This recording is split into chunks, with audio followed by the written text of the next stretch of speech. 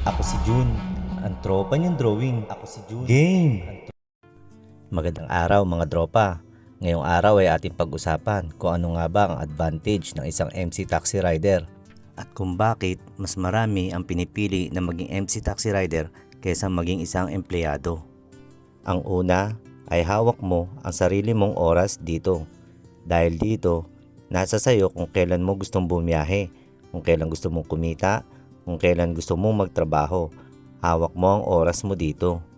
Pangalawa ay hindi fix ang salary mo o ang kita mo. Dahil dito, nasa sayo kung kailan mo gustong kumita ng malaki at kung magkano ang gusto mong kitain. Hawak mo agad ang kita mo. Hindi ka na mag-aantay ng kinsenas at katapusan. Hawak mo agad ang salary mo, daily salary.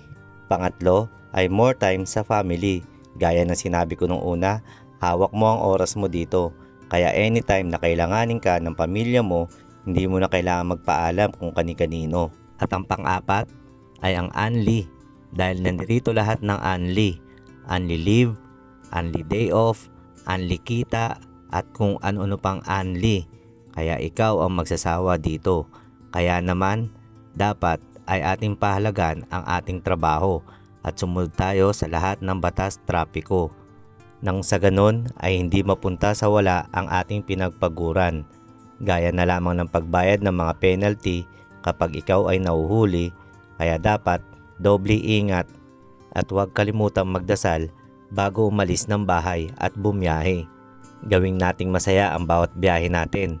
Dahil dito, gumagala ka na, kumikita ka pa.